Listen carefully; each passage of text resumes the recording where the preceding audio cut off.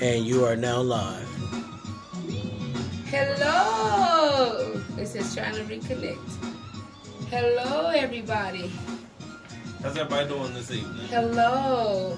We are the Allens. Allens, and we are here for our 7th episode of Marriage One-on-One with the Allens.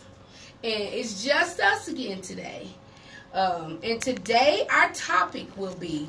But the Stewarts will be back on again. Yeah, they are going to be back on because they they forgot to tell us some stuff. They didn't finish their whole story. They forgot to tell us some stuff. And I'm like, we need to hear all that. We need to hear all that to show us how y'all made it through to y'all's 20 years. They're going to be married for 20 years this year. But we are in our 17th year, so we're going to learn some stuff from the Stewarts. I'm almost certain of it, y'all.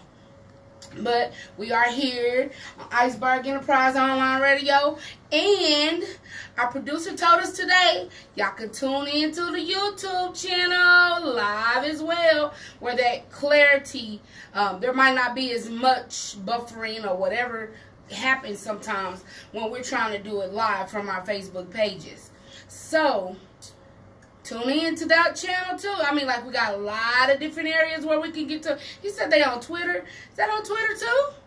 Is that you? Twitter and Instagram. And Instagram. I don't know nothing about computers like not like that. I just master Facebook. One thing at a time for Juanita, because I can't handle it. I just can't. I'm sorry. So tonight's show, we will be talking about in sickness and in health. In marriage, and what that looks like, and how that might make each party, individual, feel when they're married sometime and their spouse is sick, and what the sick person is going through, and what the well person might be feeling like as well. So we'll. Oh my goodness, y'all. Excuse the tornado sirens. And the weather is really crazy right now. So y'all I thank you all for tuning in. Please pray our safety to and from our destination, because, honey, we wanted to make sure we showed up for you guys tonight.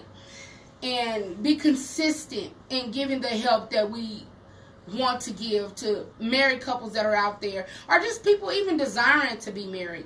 We got plenty of things that's going to be coming up for you guys, some interesting stuff. And now we're going to start with our show. We're going to talk about in sickness and in health. I think I'll start off a little bit, because there are times when I have been the sicker of the two individuals, and my husband has had to be the support. My husband and my son. And we just got back from the ATL. We were down there with our family, supporting their children in their christening.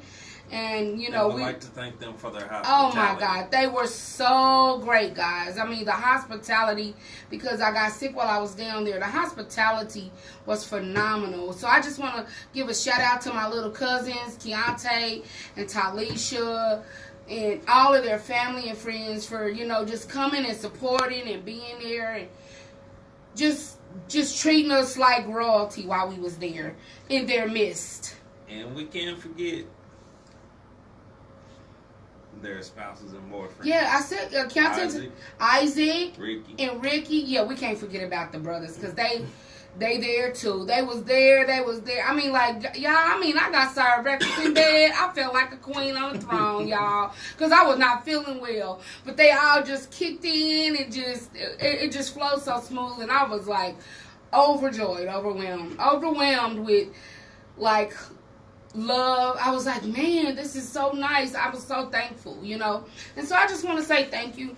And so we just jumped right back in. We got in about 1 this morning and had a little bit of a nap. Then had to go get our fur babies. And now we here doing the show. And we're going to go back home and go back to sleep. Absolutely. So let's start off with me talking about in sickness and in health. When we first got married, I was always a go-getter. I always have been a go-getter. I've always had several jobs, at least 2. Because, you know, you got to keep that money rolling. You got to have a few streams of income, you know, in order to make it, you know. Then what happens when you get sick and you cannot make that income? How does that affect your family? How does that affect the household? How does that affect your relationship with your spouse? Because depending on how sick you are, sometimes everything ain't on the up and up. And so people need to understand when they're giving those vows in sickness and in health, sometimes that health can be mental. In that sickness, it can be mental sickness, it can be spiritual sickness, it can be physical sickness. I think so, at some point in time, when folks get married, and after that honeymoon phase is over and the tough stuff start happening, sometimes there's just not a lot of help out there that you can go through to if you sick and your husband ain't sick and he got to take care of you, but he wants you to make some bread. Now, I ain't saying that's how me and my husband was, but I've always felt like I'm extra independent, and being that independent woman that I am, when I got sick, it was really a hard emotional thing for me because I felt like, I didn't know what was going on. I was like, yeah, I'm not feeling this at all. And I began to speak life to myself, but when I wasn't getting that manifestation as quickly as I desired it, sometimes you got to work and press through some things. And sometimes it don't happen instantly. Sometimes it's the work that you got to put in order to get to that desired health again. Now, I'm not saying that God can't instantaneously do it, but I'm saying sometimes he does not do that. What happens when he does not instantaneously heal you and you have to process through this sickness? Because sometimes it ain't just for you. I feel like when you're going through things in your life, every lesson that you go through, some of it is to build character. Some of it is just going to be to help somebody else down the road. But for me and my husband, when I was dealing with it, there were times that God did just instantly heal me. But there were other times where I had to process through some things. I had to process. I had to be patient. I couldn't get frustrated because I was not bringing in the money that I was used to bringing in. I was not doing what I used to do. And not to mention, honey, how did that make you feel when I had to? So I'm not working right now. And I had to give it up because in my body, working was just not feasible for me at this time anymore. It don't mean I won't get back there, because God is in the healing process and he is in the blessing business, and I believe that, and I stand on it, and that's it. And so this just happened like last year, but I did work. I worked my butt off when I was young, and I just can't do it right now. But it made me feel some kind of way when I went through that process. And yeah, Actually, what you're dealing with right now, this has been a few years. I know. But what I'm saying is, I just started, receiving what I've worked for my whole life. The income wise, I just started receiving that like last year. So, anyways, guys, so that is the part of sickness and health, in sickness and in health that I'm talking about. Because I know that what happens when you first get married and something happens to your partner, but you just got through standing at the altar and professing before people and before the Lord that you're going to love this person no matter what happens. What happens? Okay, so my situation ain't as bad as some other people's have been, but I have been sick. And in those times, and during the time where I'm not well enough to do everything I normally do, how does that?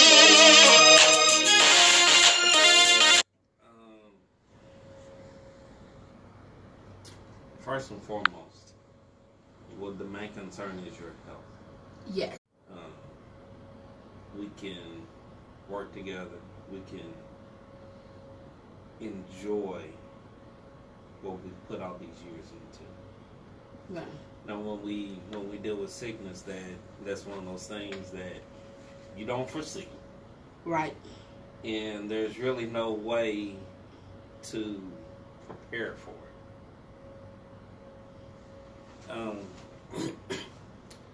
But for myself, when these things happen, I'm like, okay, for you being a black and white person. Yeah. It takes time for me to process these things as far as when they do occur, because I'm looking at the standpoint of how is this going to affect you?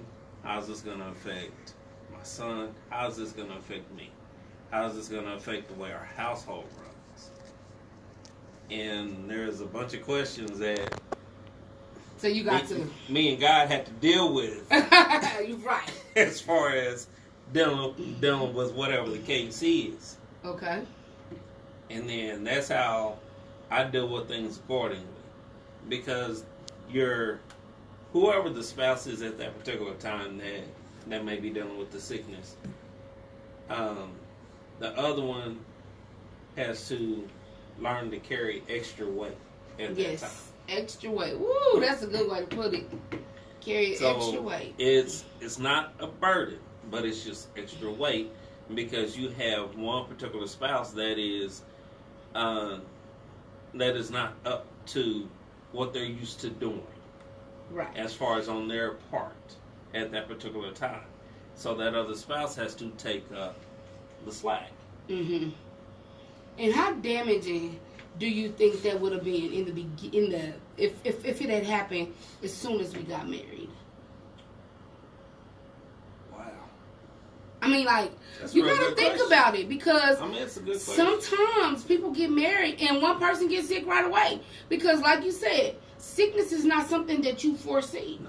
No, sometimes it's something that just happens. Or God forbid, one spouse is driving and get in a bad car wreck and become a paraplegic. What happens then? Okay, because let's say when you get married, you are anticipating some things. A lot of people, sex is number one on the list. Not just that, but then the help in the household, the help with the income. Then, you know, there's many other things that when people get married that they come into agreement with certain things for, you know. And what happens when whatever that person decided that they were going to be able to contribute to this relationship, they can no longer contribute. So for me and you, you know, when you say you have to overlook it all. Okay, so as the person, I'm going to speak a little bit from the person who has been on the side where I'm sick. Can I say something before you start? Yes. Really, when you're dealing with certain things along those lines, as far as with sickness and other things that come about within your marriage, mm-hmm. Roles tend to change. Yes. And so that's the extra weight. Yes. Because not only are you husband, wife, or whichever spouse it may be, mm-hmm. but you're also taking up whatever your other spouse, some of those responsibilities of what your other spouse does. Right. So you're playing different roles. And then not just that,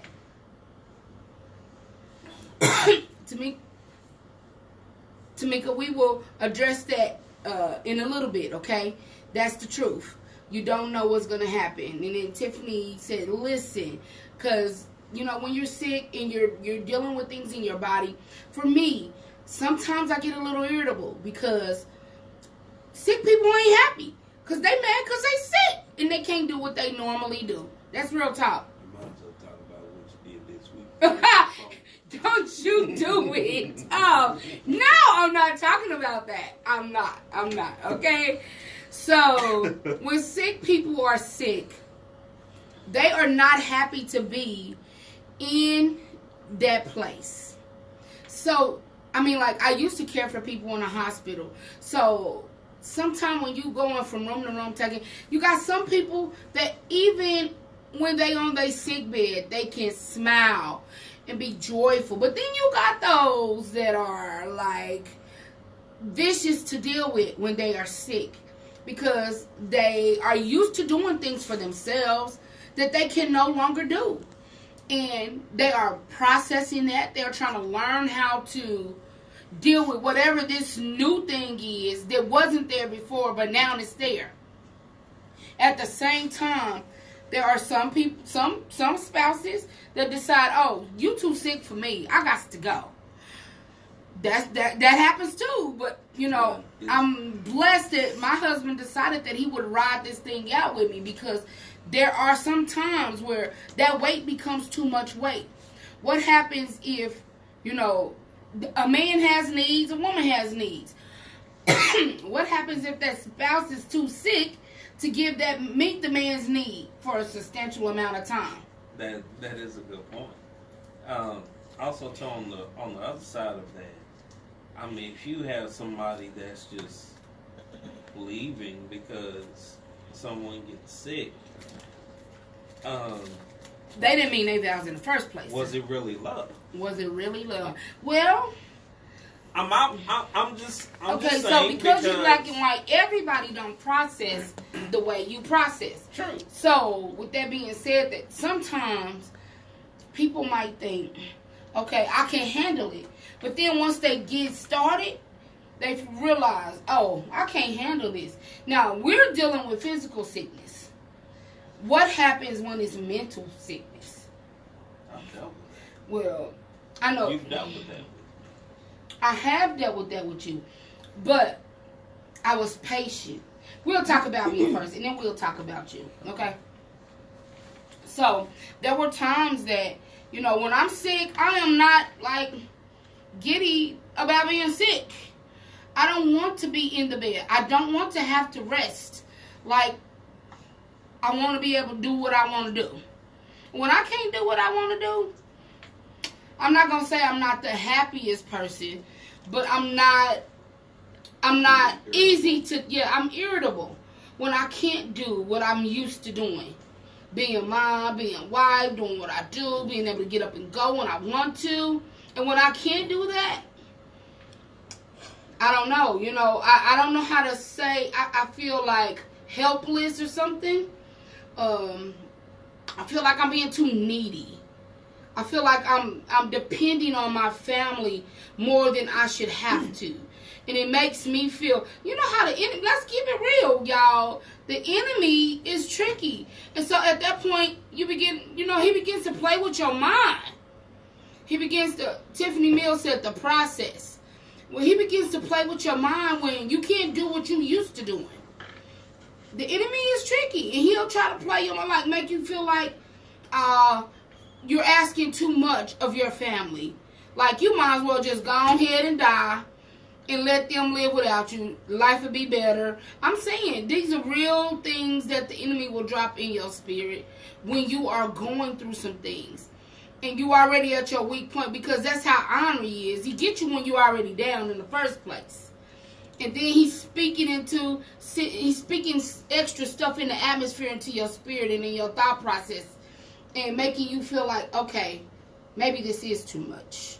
Maybe they'll just be better without. I mean, people will say these things, not understanding that they're giving life to whatever the enemy has already spoken into the atmosphere, instead of giving a heartbeat to those things. And so, my husband he's been very diligent and very patient. In times when I cannot do what I normally do. He has been very patient. And I know it ain't easy, because it ain't easy to live with a sick person that wants to do what they want to do. Right? And I get all attitude-y. I get attitude. But the thing is, because we know what you deal with. Oh, it disconnected. It's trying to reconnect. It's it. Come on. We'll still keep going. Okay. But because we know what you're dealing with, that's why we try, me and Jose try to tell you, the things that you have to do in order to keep yourself from going down. Right. And I've been very diligent and good about doing that, I've been very diligent and very good about doing that. Since I learned my body and I learned the process of when things are coming on, And like I said, Jason has been very patient during the process. But, people will say, oh, I'm praying for you. Like, I was talking to Miss Tiffany earlier today. People will pray for the person that's sick, but what about praying for the family that's surrounding them? The family that's taking up the slack that the person used to do. How many people think about that person? So, for you, to me, like, I would feel like when I got sick that Jason would be angry. Now, I don't know that he realized that he would act that way, but I think it was just a natural reaction of not being able to fix whatever was going on with the people you love. But in turn, to me, it looks like anger. And it may not necessarily be anger. It's frustration with this, what life has dealt you, basically. And so he reacts in that manner, and it makes me feel like, okay, I can't ask nothing. And in turn, he's like, babe, that's not what I'm trying to do. That ain't what I intend to bring across. But I'm like, but that's what you're doing. That's what you're doing. You're making me feel like I'm feeling bad for getting sick, you know? And it's something beyond my control. So, as a man, I'm going to ask you, when you have a sick wife, I mean, like, what in your mind is all taking place when your wife goes down? Are you afraid that you're going to lose me? Are you afraid just because, you know, or, I mean, like, I want to understand what happens when I get sick and you do have to pick up slack. Well, say like in 2014 when you went to the hospital, Mm-hmm. you were diagnosed with rhabdomyolysis. Mm-hmm. For me, that was a big scare. Okay. And once they explain what it does and everything that entailed with it, yeah, for me, that was a big eye opener. But you felt, in my mind, I felt like you got angry about it. Was you angry with the person that was sick, or was you angry or frustrated with just what the situation looked like? I was frustrated with the situation. Okay.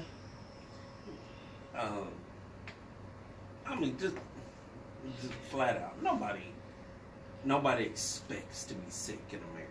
Plain and simple. Nobody. No. They Yes, don't. you say the vows, but it's something you don't expect. Yeah. Okay. So you just saying. I mean, it's real. Okay. For a black and white person that says, even though you said you don't expect that to happen, I mean, I understand what you're saying, though. But what I'm saying from the aspect of you know that there's a possibility there. You already know that. Yeah, it's a possibility. But you don't expect to have to be at a place where you're literally looking at your spouse in a hospital bed, or your spouse is hooked up on tubes and everything that all this entails. Mm-hmm. You don't expect that. Right. For me, the biggest thing was, it was a shocker. It was a big eye opener. Yeah, I was in there for a lot of days. You was in there for a week. I was in that hospital for a lot of days, and I hadn't been hospitalized ever since I was a baby, for real. And then to be hospitalized and have a kid and a husband, and not knowing when I was going to be released or how fast things were going to turn around in my blood work or whatever, it was real, y'all. It was real. So, you know, then with Jason, when he had some sickness, would you like to share what kind of things you dealt with? Okay, so quick question. You guys were talking about how you handle it. Were you saying that you were mostly frustrated with it, or you was just, you know, this was occasionally when it came up? Like, you still hadn't really went into detail how you addressed it per occasion, and was it something that you felt like you were going to hang in there with her? Obviously you did, but or where you felt like you was going to hang in there. because it's my wife. I love her, and I take serious my vows. But you handle it from situation to situation. It varies from situation to situation how you're really going to address the situation, because you can't address it the same every single time, because of different aspects that happen during each and every episode that occurs. Each and every episode needs something different.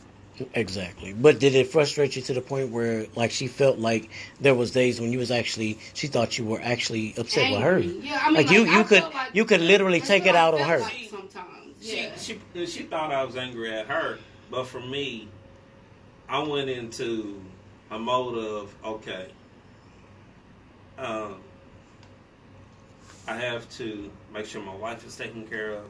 I have to make sure the house is still running. Tiffany Mills Stewart said, frustration and illness is not an absence of faith. That is true. It's true. That's true. I had to make sure she was okay. I had to make sure the house was still running. Still have to go to work. And all these different aspects. And also, too, you really don't want... You have to be careful of who you can actually bring into situations like this. Yes. And who you can actually trust to say, hey, I need some help. Yes. And did you get help? And I mean, was it something that you just dealt with? And was it internalized? Because a lot of times you probably didn't express a lot of this to her during that time. And I don't know when you guys did talk about it to resolve it. But, did you still... Was today the only day you got a clear answer about if he really felt... No. He made sure to tell me, because I am very vocal. As we said in the very beginning, I'm very vocal about what I feel like. And if somebody is acting funky towards me, I'm going to pick up on that. And I'm going to be like, whatever, forget you then, And that's real talk. I will be like, I won't ask. I'll need help, but I'm stubborn like that. And I will not ask sometimes. Even as bad as I need the help, I won't ask if I feel like I'm putting the other person, I'm asking too much of them. You understand what I'm saying? So I'm a little stubborn when it comes to certain things. So like if I'm needing you and you like, I don't know, I ain't got, If I pick up on any of that, I'm already feeling bad because I don't feel good. Then I'm like, you know what? Screw you, In the case that's like talk, that, I'm the same too. That's real talk. Because I look at it from this the weather got the of, internet going in and out. It goes to your investments in people and the people that you have around you. Okay, you better use big words like investments with your spouse. But okay. But the thing is, because of how we are, regardless of the difference between us, we are social people. All of us by nature. It's how God made us. So when you put into people, you expect back. And when sometimes. No, I'm saying when you invest in people, no, you expect it back. Something back, at least. No matter what. Hey, plain and simple. If this is supposed to be a friendship, if this is supposed to be something that's real, hey, when you call on each other, that's the expectation. In some way, shape, or form, for people to be there for each other. Yes. Because somebody is calling for help. So just like she alluded to, yeah, with me, I can sense hesitation in people's voice the minute I talk to them. I don't say nothing. Hang up. I just do what I gotta do. Yes. Because sometimes people will say, we're going to do this. Well, if you need anything, just call or whatever. But then you call. And they be like, Some people write a check that they but can't cash. Oh my goodness. So okay, another question. When you have producer, you interviewing us. Well, I definitely got to ask because I mean this is really important. Like it is And I think Come on. a lot of times people play with relationships, and then when stuff like this does come up, it's so serious that it can actually break up marriages, and it probably has broken up marriages. Many marriages. Yeah, I'm so sure so there's a there are lot of some serious things that has to be marriages. considered. Like when you first get into a marriage, even though it's not, people don't take it serious, but this is definitely a serious commitment. And like you say, an investment. And so when you have the type of things that you've invested into people like that, and then they do become sick, do you guys find friends outside of your or if you could talk to your spouse, but do you guys have friends that you go to and talk to, and how has that kind of help you as well? Because sometimes the husband does have to pick up slack, and he works a lot, and then sometimes you are asking a lot, and then he's frustrated. I mean, just keep it 100. Like, So I'm gonna let me address a little bit of that, and then I'll let him address a little. So for me, this is why I have trained my son as well. So he is a part of our system. I have shown him how to cook. He knows how to clean. I homeschool. So with me homeschooling, I have taught him life skills. I've taught him, and his daddy is teaching him the outside stuff. I don't work on cars. I don't cut grass. I don't do none of that. But I like a crispy yard. Don't get me wrong. But I don't cut the grass. I will if I have to. But I haven't had to do that since I've been married. So I've taught my son a lot of different things because he is an essential part of our all business. So he knows how to cook. He knows how to clean. He knows how to take care of business. He can call. He even knows how to get on the phone and make a business call. He can get on the phone and pay a bill if that's what needs to happen. So that we lift the weight from husband, and if I can't do, then he can do. If I know that if I give Jose an instruction to say, son, I need you to go get the phone bill, call the phone people, take my debit card, pay the phone bill, put this much down, make sure you get your confirmation. So there are times where he still has to carry the weight. But the older my son gets, the more he knows how, and the more help he has been and can be in our situation. You know what I mean? So, but it takes the relief off of the stress off of him having to carry so many different loads. But I'm saying personally, do you guys have people in your lives that you go to that are important, that are God fearing, because sometimes, like I said, you can't talk to hubby. He's actually working, and he has the stress of trying to make the ends meet. You may not be feeling well, and he has to carry the roles, even if Junior's kind of carrying some of the load. Like when you're ready to talk, and he ain't feeling it. Like, because I'm talking about the stuff that actually break families apart. Like when you don't have that conversations. Yeah. So sometimes I'm gonna say this. I don't feel like we have had a great support system, but God is still placing people. It's something that we're working on. Yeah, that is because we don't really have we don't have folks that we completely trust in that manner, because I don't want people speaking death over me when I'm sick. The devil's a lie. I'm gonna need you to speak life, or I'm not gonna talk to you about my sicknesses or whatever the sickness that is trying to come up on me. I'm gonna say that I don't want to give life to this thing and be like, take ownership of sickness. I don't want that. And I don't want somebody that is going to be around me in my inner circle that's going to be trying to come into agreement with the demonic spirits that's trying to take me out. I need you to be able to warfare with me. I need you to be able to come and lift my spirits when I'm down. And so, I do have a few friends of mine that I can do that with when I'm really sad, or if I'm really, feeling some kind of way, that I can call and be like, sis, I really need you to pray about this, this, and this. Because I don't share all of that with everybody. Because, like I said, everybody doesn't understand the sowing and the reaping. Everybody doesn't understand sowing and reaping in the natural or the spiritual. So what you sow with this mouth is like, it's a lethal weapon.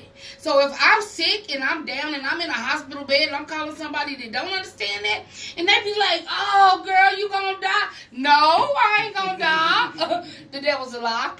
You know, so I have to make sure that I got somebody that can completely and truly understand. So you saying as well as you, when you connect yourself to your spouse. Thank you, Crystal. Okay. Okay. Was there a question? Yeah. That was. It's going in and out, but I'm assuming that people can. Yeah, they still can see. Yeah, it's just and hear. Hear me. Yeah. And so, well, you got your live on Instagram and Twitter too, so you definitely are being Okay. I'm just saying keep it going. I'm just keep the party going. Look, what? yes, No. and I'm just saying, like you make sure that your friends are equally as yoked to your relationship. Yes. Because if you actually, sowing, and we're talking about the reaping and sowing and investments, a friendship, amen, as well as in your spouse, then you don't want to be connected with the wrong people. Yeah. But what I'm saying is, you have to really physically and spiritually grow up, so you could handle it yourself. Yes, and a lot of people ain't ready for that responsibility. Sometimes that's what I'm saying. Sometimes I've had to just be like, lay hands on myself and speak to this body like, look, you will align with God's will for my life. You know what I mean? Whatever you trying to do ain't gonna happen because of who I am and because of what I'm gonna allow. So you have to have people in your life that really understands you on a spiritual level, okay? And so, I do, like I said, I got a few girlfriends that I can go to, and a few friends and a few loved ones that I feel like I can share my weight with. But there's not a lot of people that can handle that weight. I'm just saying. Because to whom much is given, much is expected. Much is required. So sometimes he don't got nobody. I feel like he don't really got nobody to talk to. So let's hear it from Jason. What about you, Mr. Jason? How do you cope? Like, because I'm sure there's times when you make her. Hold on. Somebody said I was about to say, "Dang, Lana, dang, why you was gonna say, dang? This TV, this is the weather is causing the internet to go in and out. So we're still talking. So, personally, when I do it, I try not to share my frustrations with a lot of people. I would rather. I try to find ways to keep myself busy to work out the frustration. So you try to process alone. Yeah. Do you think it's because you've had to process alone so much of your life that now just out of habit you always process alone? Or do you feel like you process alone because you don't got people you can trust? That's why you process alone. Or is it just because you feel like out of habit? So I feel like God has placed people there sometimes for you to process with, but you like, yeah, no, I ain't doing it. So I think sometimes you process alone out of habit. But, I mean, like, I don't know. Because you process how you process. But do you have some spiritual brothers that you feel like can speak life into you in those times where you absolutely depleted? Because we all need someone. You said, by nature, we social. So even you feel like you got a few. Do you process with them in those times when you're feeling those frustrations in my sickness? Or do you feel like you're handling it on your own because you're strong enough, but yet it's kind of frustrating you and getting in your flesh a little bit? Wait a minute. Come on, because this is good stuff. Yeah. Now, for me, I could say sometimes. Look what Tiffany said, babe. Everyone can't be privy to your frustrations. Yes, you are, Londa. You are my single friend, and you are listening, and you do pray. When I need a prayer, yeah, she can get a prayer through for a sister, and I appreciate everybody who I can trust to pray for me and over my family and over my life. That's serious business, okay? Real talk. So I'm sorry. Go ahead, finish. Sorry.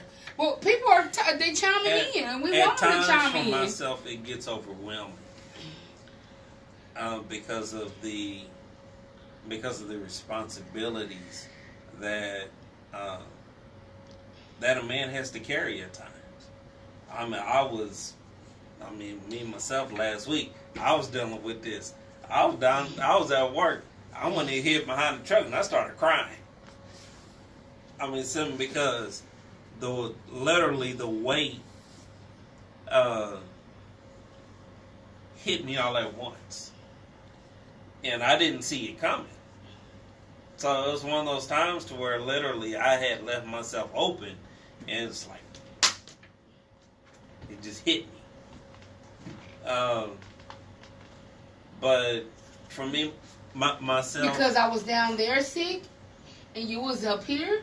Or what was the weight? What was the weight that you was feeling? It was that, and because of we were 900 miles apart for the first time we were ever. Having disagreements. Oh yeah, it was not nice because I didn't feel good, and I was begging for him to come to me, and he was like, "Nope."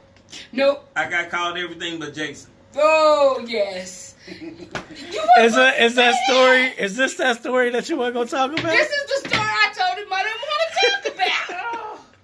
Okay, we haven't. But this is just got reunited and it feels so good. We got to talk about the good stuff. Well, the juicy stuff. But we haven't had time to process this ourselves.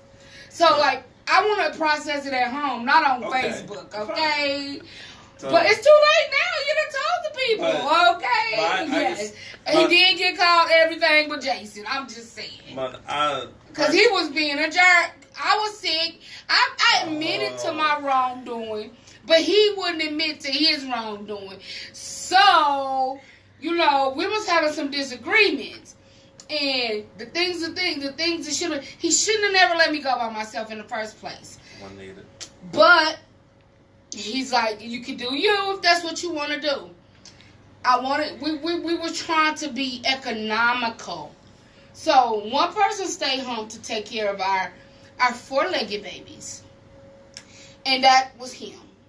So, we are, when I'm sick and I'm not feeling good, and I admit, too, when I mess up, and I was like, baby, you were right. I should have listened to you. I said, this drive was too much for me. Now I need you to come to me so that we can drive back together. Because if you don't, I ain't going to make it back by my birthday, which is Thursday. Hey. I'm like, I ain't going to make it back by my birthday if you don't come and help me. Because I have to drive halfway and I have to get a room. Because with what I'm dealing with, my body was like, yeah, you ain't about to do a whole nother 12, 16, 18 hours, whatever, however long it took me to get there. You ain't about to do that again by yourself. It was not having it. And so him driving first, and he drove about 6 hours first. Let's come back a little bit from this. Okay. Well, you're the one who took me there. So okay. Let's come back then. So you was behind the truck crying. No. Well, that's what you said. Well, yeah. But for me, we were talking about processing before we got to this. Okay. Yeah, I'm jumping around. Sorry, y'all. That's what I do in real life. This is real life. Myself, I've been in the process alone. Yes. It's no offense to you, no offense to my son. But for me, it's best for me so I can actually hear from God how to deal with the situation. Okay. Then I can come and talk to you all. Mm-hmm. I'm not going off half-cocked trying to deal with something, and then we end up worse than what the situation was. Right. We're trying to improve on the situation. Okay. So not go backwards. So sometimes you do like to just, so you don't feel like you always process by yourself out of habit.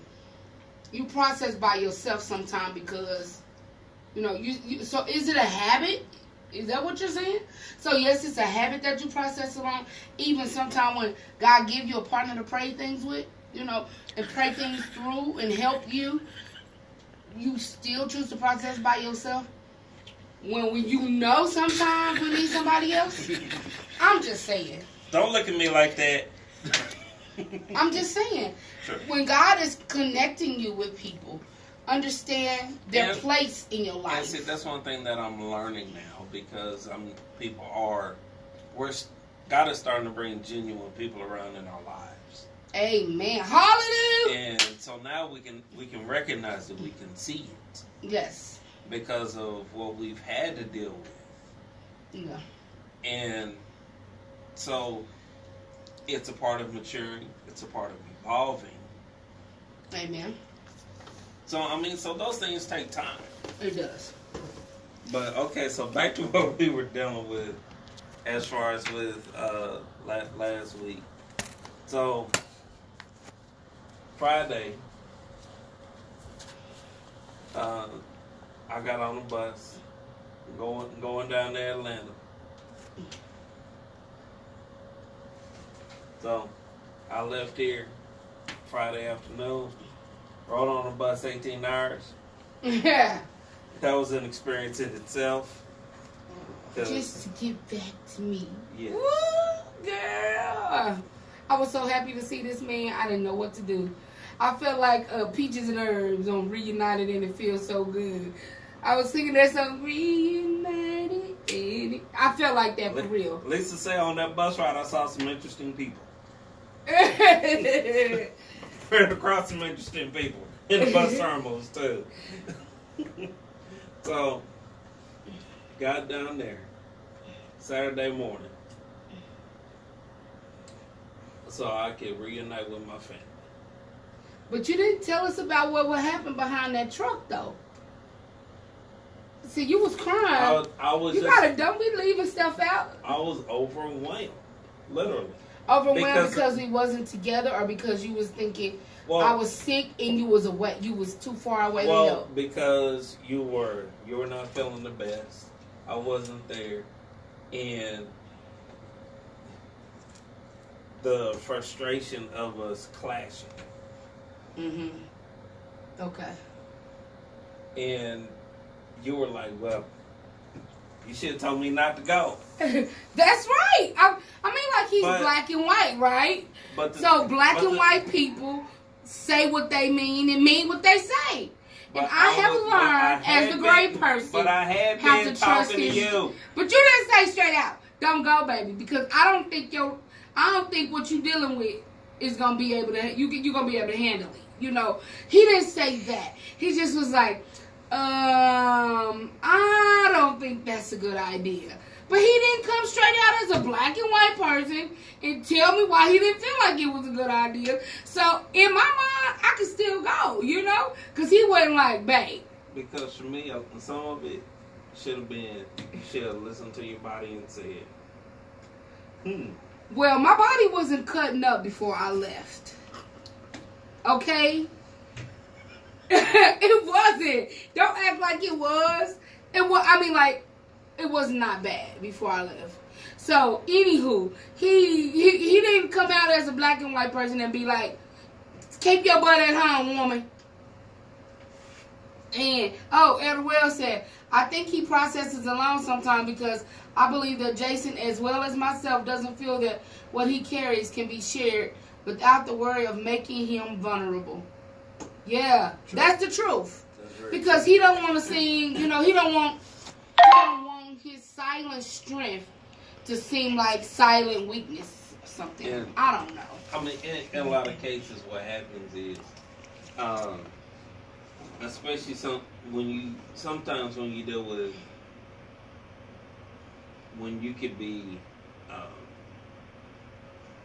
with men and asking men about advice on certain situations, and literally he can overtake you, the situation that you're dealing with, and somebody sees you crying and in a vulnerable place.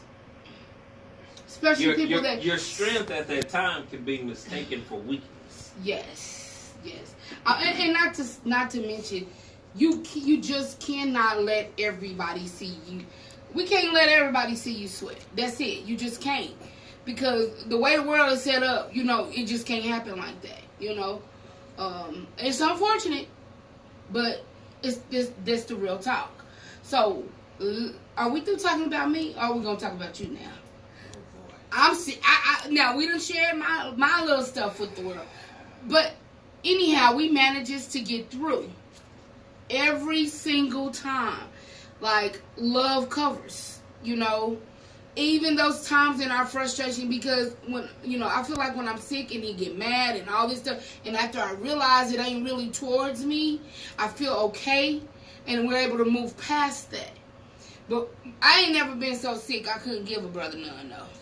I'm just saying. Let's just keep it real. Because a brother got needs. I'm sorry. I mean, this is true, but and the reason I say that because this is a huge part of marriage. And what happens when your mate can't make you happy no more? What happens? I mean, I ain't never been that sick. I'm just saying. But there are some people that are that sick. And I think of the frustration of carrying the additional weight plus not being able to release. Yeah, that's probably yeah, it's probably a bad situation. So anywho, let's go on to the next part. Next. Let's talk about you. Will you talk about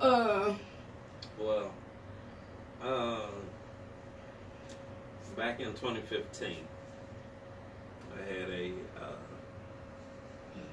episode where I almost ended up in a coma. Yes. Matter of fact, I was hospitalized on Christmas Eve. But prior to that, literally for 2 months, I had lost 40 pounds? Yeah, about 40 pounds in 2 months. Just rapidly. Just losing weight. And constantly having to use the restroom. Constantly. I couldn't even sleep because constantly having to use the restroom. So, my wife drugged me to the hospital. I drug him. Like mama dragged you to church, I drug him by his ears to the hospital, sick and all. Drug me to the hospital and found out my blood sugar was over 500. Yeah, which is a comatose state. But God, with his sugar 500, the Lord, he didn't go into no diabetic coma and die. They don't even know what happened. He wasn't a diabetic. He was not diabetic. Working, doing this. He was, like the weight was dropping off, and we thought it was these extra. We got something from GNC, and we thought it had something to do with it.